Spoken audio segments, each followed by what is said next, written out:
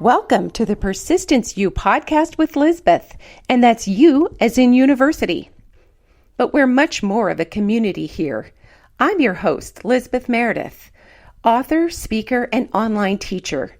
Each week, I'll be delivering stories from amazing survivors and strivers, all threaded together with a dose of persistence. So glad you're listening.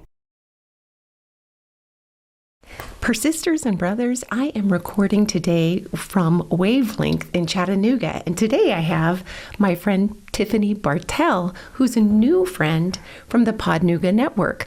So Tiffany, welcome. Thank you so much for having me. I'm so excited. This is actually my first time ever being recorded on a podcast. See, that's exciting. I met Tiffany because she has a fabulous new podcast called How Would You Rate Your Pain? Yes. And I was so excited to hear about that. What a terrific title. And Tiffany happens to be a therapist with a fascinating story. So Tiffany, welcome and thanks so much. Absolutely. So glad to be here with you. It's so fun. So when we met, and you and I have talked a couple of times, I mean, your story is, the story behind your story. Mm-hmm. Like, what do you think it was in your childhood? Tell us a little bit about that turned you to be the person that you are today, wanting connection and helping people want to kind of unify and be able to talk about feelings. Yeah. So I think, I guess it all begins at the beginning, right? And so, as I've told you before, my parents met as young adults in Colorado. My father actually had received a cancer diagnosis and he had 3 months to live. And he met my mom. And so my mother's family is from Hawaii, and they've been, that side of the family, the Korean side of the family, has been in Hawaii for over 120 years. And so I think it was one of her first times being on the mainland and living over here. So, of course, Colorado in the winter was a bit of a shock. But they met and ended up getting together. And I think both of them kind of, just assumed with my father's diagnosis that it was going to be a short-term relationship. Fast forward, they were able to get pregnant accidentally, surprise, with my sister, and then, got married and had me. And I think that, that was kind of the beginning of, what turned out to be kind of a chaotic, very interesting childhood, where we moved a lot. My parents separated. My mom went to California when I was a baby with my sister and I to be in a band. She's a musician and a songwriter. Music kind of trickles down that side of the family. My grandmother on that side is actually a professional opera singer. Wow. Yeah, she's quite famous in the islands. And so we were with my mom and then, recording and putting out albums and being in a band, and having a baby and a toddler, wasn't really working. And so she brought us back to Florida, where we lived with my dad and my mom's grandmother, my maternal grandmother. And that's where I spent, the first probably handful of years before my dad got remarried. Then we moved to New England to be near my stepmom's family. And so just kind of a lot of change of hands. My sister and I have talked about it before, the only people we really had for our whole life are just the two of us. And so I think that I kind of grew up with this sense of wanting to have like some settling or some control, or, just feel kind of at peace and grounded. And we just never really had that. Even when we were living in, Florida or then New Hampshire, we were changing where we were living and who we were living with a lot. And so I think that, that kind of was my beginning, was just this, I always think about it. We were really loved, but we were always kind of changing hands. Yeah. And so even with my stepmother's family that just welcomed us in and adopted us, we would spend a week or a weekend with my grandparents on that side, or with my aunts. Everyone loved spending time with us, loved being with us, but it was a lot of adaptability. And I think, my sister and I just became really hyper adaptive of, just being able to be anywhere with anybody, just to kind of match the situation. And it makes it hard to know yourself. Right. But it does it does make you real adaptable. Absolutely. Yes. How long was it before you saw your mom again? So I think, I have some vague memories. I may have saw her a couple times when we lived in Florida. And then I didn't see her. We moved from Florida when I was 6, I think. And I didn't see her again until I was 16. Okay. That's a long time. Yeah. And I think I just had so much confusion. I think there was always a part of me that always kind of wondered how, what's wrong with me? Like, how can somebody leave a baby? That's like the cutest you ever are. The most like engaging you ever are is when you're a baby. And, we have pictures, the one of the pictures I have, one of the only pictures I've had of my mom and me is, I'm 9 months old and she's holding me and she's dropping us off in Florida with my great grandma. And I just look at that picture and I'm like, man, but how can you drive away from that? How can you leave that? And so I think I'd always stored, there's something like, maybe I didn't even know it until like I got older and did some work, but what's wrong with me? Like, why am I not enough or, lovable or precious enough to keep? Because I would watch people with, their children. And as my dad and my stepmom had kids, watch them with their kids and how protective and how attached they were. And so it just kind of makes you feel like there must be something wrong with you. Right.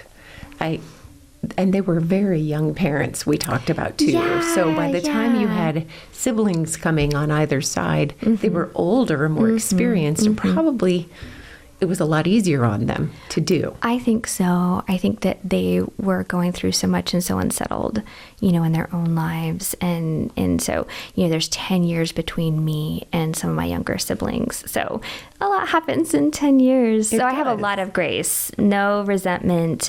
I have good relationships with, all my parents. And we've done a lot of work and we're in a really good place. But yeah, so much empathy for them being young and, they're going from preparing to not be alive anymore to now I've got 2 small children. Right. And a wife. Right, Yeah. right. Exactly. Wow. So as you were getting older, what happened? Yeah. So I think that like, coming into like 8th grade in high school, I just really was floundering inside. And, my family's made up of a lot of really strong personalities. And I tend to be like a little bit more passive in the background. And I think that I was feeling just really out of control in the environment. I went away to boarding school my freshman and sophomore year. And I think that was really unsettling and ungrounding. It was just another transplant, except this time I went without my sister and I was just so alone there and far away. And my parents didn't have a lot of money, so they couldn't come get me often. And I was cooking my own meals for myself, being hosted with a family, just kind of on my own. Couldn't drive, obviously, yet. Right. So just kind of at the mercy of a lot of people. And I think that's when I started to really struggle. And one of the things that kind of, made me feel more powerful or more in control was like just turning inwards and trying to, kind of micromanage or scrutinize myself. Mm-hmm. And that can go really wrong for a young girl. Yeah. It can. So how did that manifest itself for you? Yeah. So I ended up developing an eating disorder. And by the summer between my sophomore and junior year, things were getting really serious. I had lost a lot of weight by then. I was having some health issues, passing out, and I was diagnosed with anorexia. And it got really bad to where we were doing weekly doctor's visits and nutritionist visits and everything. And then the winter break of my junior year, I was hospitalized because they were afraid I was going to die. My temperature and blood pressure were that of someone in a coma. And I was just not doing well at all. So I spent part of my Christmas break in the hospital by myself. I think my family was really frightened. I think there was probably some embarrassment. They didn't want anyone to know that I was there. My grandparents lived in New England, weren't told I was there. Oh, wow. And I wasn't allowed to tell any of my friends except for my best friend. and they had me admit myself to the hospital. I was 16, and then they just left me there. And I think they just really wanted me to think about my actions, or, maybe be so lonely I would stop acting that way or whatever. I think for a lot of them, it felt like a behavioral issue. And I was 16. I wasn't really good at telling people that I was struggling. I don't think I even knew, really. I mean, how much do you know yourself at 16? Right. And it was the bootstraps generation. Yeah. The generation of Just parents stop it. that said, you need to knock it off and, fix this. You made a problem. You need to fix it yourself. Yeah. Let us know when it's over. Yeah. And I remember, people coming, the little circle that knew, and just, why are you being so selfish? Like, why are you ruining Christmas for everybody? What are you doing? Don't you know this is like making everybody upset? And so, I think there were a lot of them in that little circle that were really angry with me, and felt like I was doing it at them or to them. Right. So it was really lonely. I'll bet. Yeah. I'll bet. When did you know you were turning a corner and that you would move forward in life, Yeah, so, I think I've told you, at the worst point, and I never say, what weights I got to or anything, because that's really not healthy for listeners who might be struggling with disordered eating or eating disorder. But when I was in the hospital, I've described to you, I couldn't lay on my side. Like, one side of my rib cage would just come over the other because I didn't have enough flesh on me, and I couldn't get comfortable. I was just skin and bones. And, my parents told me that they would pull me out of school. At this point, I was going to a private school in Boston as a day student, and school is really important to me. Really wanted to graduate, really wanted to get good grades. My grades never suffered the whole time. I made sure that was taken care of. But I think I kind of had a little reality check of, okay, well, there's a threshold at which they'll pull me out of school, and I don't want to leave school, and I don't want to get bad grades, and I don't want to not graduate from high school and go to college. And so I, kind of had toes over the line, and it was kind of like, I was like a living, dying person, where I was participating in life. I was never passing a certain point, because then it would set off all the alarm bells. And when I reached a certain weight, everybody just kind of let me be. And they were like, okay, good. She's over whatever this was. But I still had the same mindset. I was still doing the same practices, just never as extreme as before. I was just doing the minimum and everything. And so that went on until into college, really. And then, my boyfriend and I, 4 years, broke up, and he'd planned our whole lives together. And I thought, everything was set. And so it just really pulled the rug out from underneath me. And I didn't like my job at the time. It was really stressful and high pressure. And I was taking night classes because college and school was really important to me. And I think I just kind of hit a point where I just couldn't manage anymore. And so I kind of had like that, very cinematography type, experience where I just realized that, like, if either I was going to die or I was going to have to choose to actually live.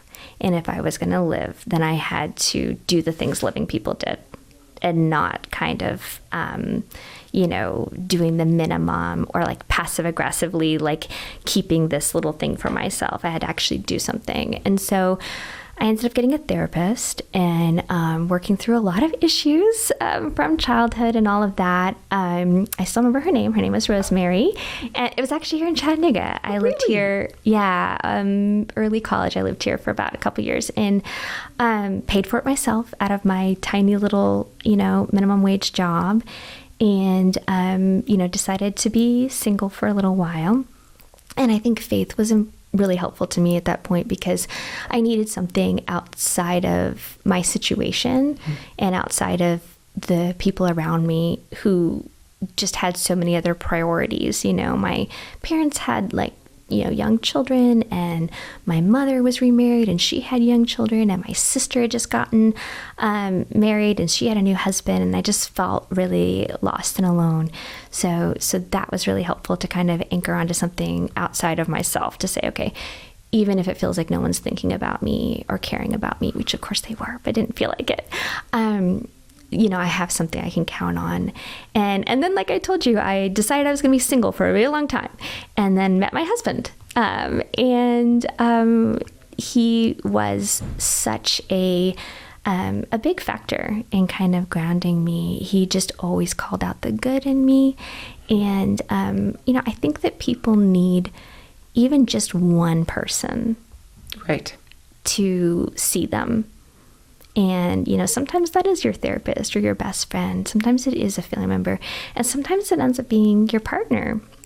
And for me, that was the way it was. And I always say that the day we got married was like the first day of the best years of my life. I love that. That's so great. Yeah. A lot of young people, like you married kind of young, and a lot of young people don't know themselves enough, don't make the right choices, especially if their family was a little chaotic. But it's so wonderful that was a source of healing and that he saw your strength. Yeah, he's a very generous person. We got married when I was 22, so quite young.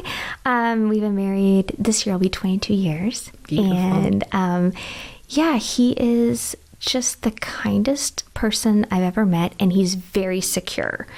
Like, he has great boundaries. He has a great sense of self. He's very confident. He's very intelligent.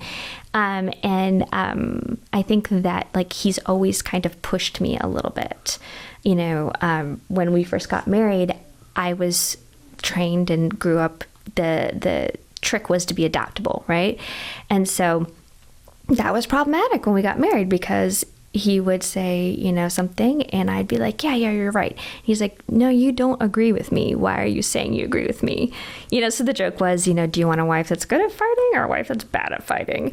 And he's like, I just want a wife that's honest, that just tells me how she feels. And so he was really patient with that process, but always kind of pushed me and nudged me to, be honest, and even if it takes time. So for me, accessing what I was thinking or feeling about something was really difficult, because I wasn't used to having space for that.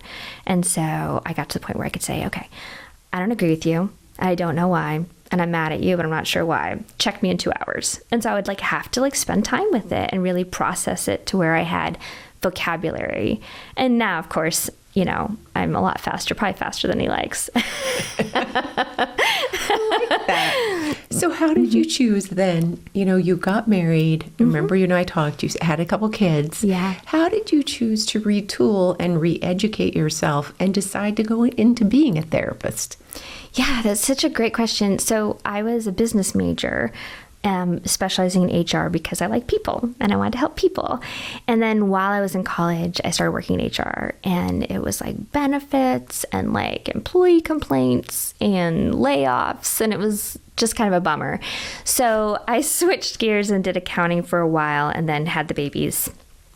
Stayed home with them. But, I think I always say if I didn't marry my husband, I wouldn't be a therapist, because he just called that out. He was like, you really have a way with people. Like, wow, you really think about people in a different way. My brain doesn't work like your brain. And just really kind of kept calling out things that nobody had ever saw that I could, that I didn't even know I could do.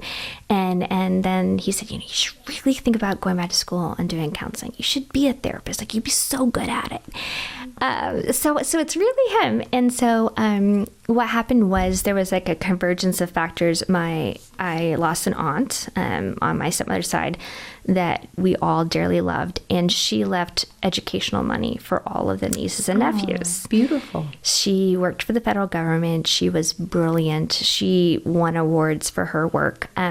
Actually, funny enough, she did coastal water regulations. Okay. And one of her areas was Alaska. I'll be darned. Yeah, I know. It's a small world. Yes, exactly. That's where I'm from. So I had this lump sum of money for education, and it's like, okay, well, what do I want to study? So I went back and studied counseling, and getting my books in my graduate degree was just like Christmas. I loved every class. I just ate it up. And, friends have known me since I was a child or teenager.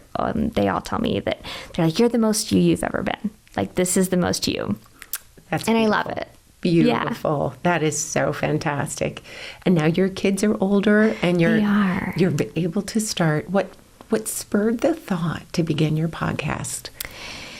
Yeah. So, I do a lot of trauma therapy. That's kind of what I specialize in. And, just watching people kind of sort through their stories and process them and move toward healing has been so special. And then I've worked with like a local university and some other entities on programming and outreach for mental health. And part of that is, featuring stories of resilience, that are relatable for that population. And I just kind of thought what would it be like this seems so great for the people who are sharing and so wonderful for the people who hear. What would it be like to do that for people who don't have access, to these areas or may not want to go to counseling? What could we create for them? That's so fun. Yeah. Has it been enjoyable? So fun. I get to meet great people like you. Yay. And we're only 7 episodes in, but it's really enjoyable. And I love hearing stories and I love hearing people tell their stories. And the feedback has been wonderful. People have really enjoyed it so far. And the title is so great. How would you rate your pain? Yes, that's it. So every time, do people rate their pain? They don't. And I wish I could figure out like a really healthy way to do that, because I've been thinking about that question but it's so subjective. Right. And so I don't know how I would do that. Plus, it could be awkward if you started that conversation, someone just burst into tears. Tears are very welcome on the podcast. But I think so far, I'm the only person who's cried on the podcast. But it's because I was so moved and touched. But if I can figure out a way to do it. I love it. In a healthy way. It'll definitely come down the pipe. I just think it's such a brilliant title and so fun and engaging, and you're the perfect hostess for it. So people where is a website, or how will people find your podcast? How would you rate your pain? Yeah, so you can find it on Apple Podcasts. I think it's on Spotify too. We're part of the Podnuga network. Yes. And so if you find Podnuga on Instagram, you can easily, find all the links and everything. And then I'm also on Instagram at The Happy Therapist. There's a lot of underscores in there. I can't exactly remember where they are, but you'd find me. I love it. I think that is so fantastic. Well, congratulations. Thank you. And thank you so much for sharing your story. Absolutely. Thanks for having me. My pleasure. I hope you've enjoyed this week's show. Thank you for listening. If you have enjoyed it, feel free to leave a review. And if you've really, really enjoyed it, go ahead and subscribe. And I'll see you next week.